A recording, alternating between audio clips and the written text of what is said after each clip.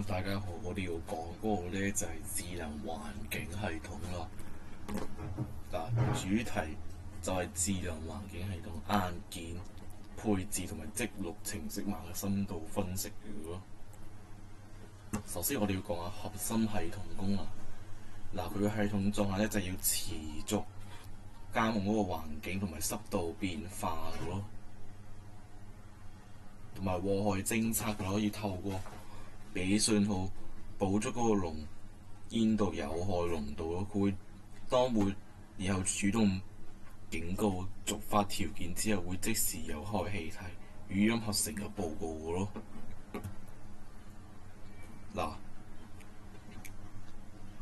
嘅硬接個硬體嘅時候咧，就係溫度 DHT11嘅咯。如果係舊版，如果唔係正版，即係有睇蒙膠嗰個版本咧，應該要選 DHTX 嘅。跟住煙霧同埋傳感器咧，就係比類輸出 ADC32嘅咯，同埋嗰個嘅語音合成模組嗰度，即係延遲100秒嘅咯。跟住聲音輸出就話就係隱腳32嘅咯。就係咁嘅咯。就係將啲抽象代碼定義世界的第一步嘅咯。跟住核心傳感器同埋性價對比，溫濕度傳感 DH11咧，佢嘅信號類型咧就係數位信號嚟嘅咯，即係我哋解數字輸出嘅咯，直接就可以用嗰個嘅溫度值去讀取嘅咯，同埋佢嘅系統角色就係負責環境狀態與背景數據嘅咯。而氣體傳感器咧就係比例信號嚟嘅咯，需要從原始數據跟住0至6535硬射出轉換百分比，即至100% 嘅咯。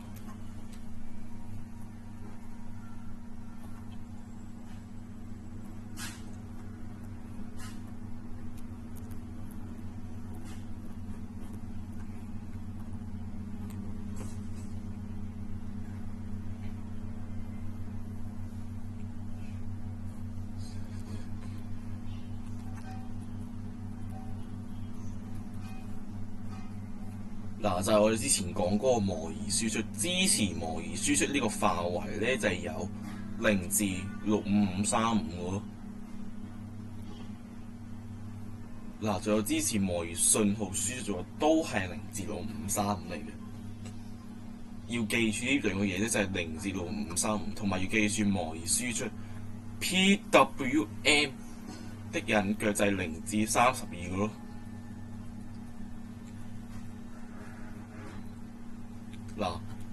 原來軟體的生命週期，佢系統初始化咧，只會執行一次嘅咯，係負責喚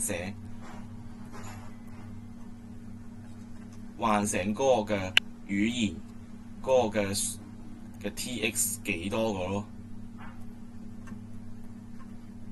，TX 幾多個咯，跟住嗰個無限循環，即係指當滿足條件嘅時候咧，區內嘅塊咧會進行數據採集嘅咯，同埋決策直接斷電嘅咯。跟住嘅系統體用同埋配置咧，即係語音合成，即係就取咗，即係我指呢個語音合成嘅咯，即係呢一個咯，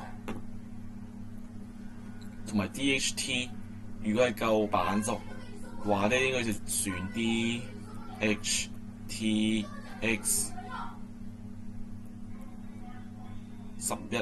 DHTX 舊版嘅咯。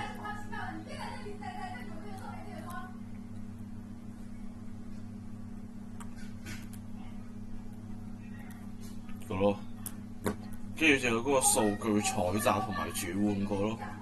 首先會通過呢個嘅傳感器嘅讀取嘅咯，跟住會直接產生嗰個溫度值同埋直接直流嘅咯，會賦值為變數負然後讀取 ADC32 或者就係原始數據，會從0至到535，會從呢度出發，跟住咧會對比到即係0至100、0至100，就一定要取個4捨5入個咯。透過數學映射，從嗰個微軟控制器的最大電壓期間，壓縮標準化1至100的百分比個咯。嗱，動態字係即係0，即係指 DHT11 溫度值咯；1，即係指變數負有害氣體，即係指2%，即係 ADC32的百分比個咯。實時將多元的數據偵測數據打包成一串字符串，即係指呢一個字符串啊，作為系統日誌的全列監控之用嘅咯。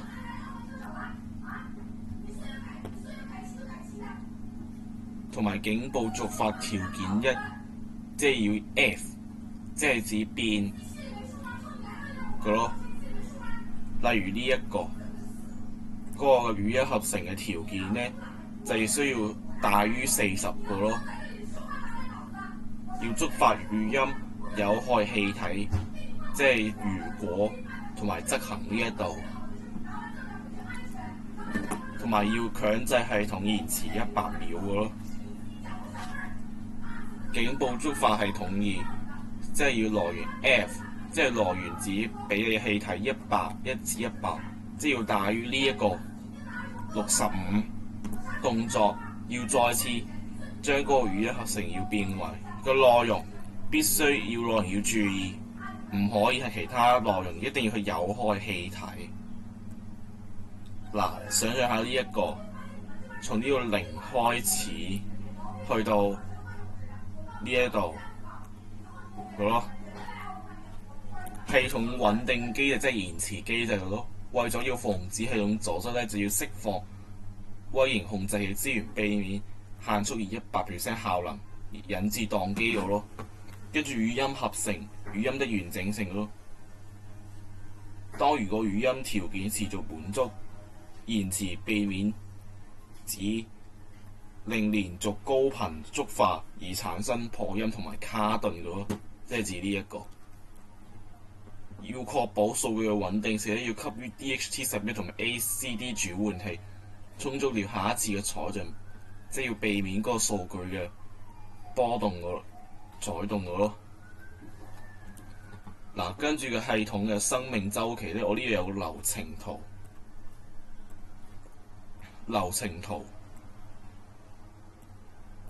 嗱，會有個流程圖咯。首先，我哋會開始通電初始化，會先透過數據採集，即係讀取 DHT11 同埋 AD32，同埋數據採集嗰個嘅會映射字符串嘅色化嘅咯。嗱，同埋嗰個嘅邏輯判斷，即係氣體濃度65或者40，可能係否。如果係是就話，直接觸發語音警報，系統延遲100秒；否就話咧就係系統延遲100。透過清晰嘅模組化理式，將底層積木轉化為實時監控同埋自動的物聯網原型嘅系統。跟住我哋講 VCC，VCC 即係指佢功能角色，即係指靜電流輸入要為提供電流的靜電壓嘅咯。同埋 GND 係女，VCC 係男，呢個要記住。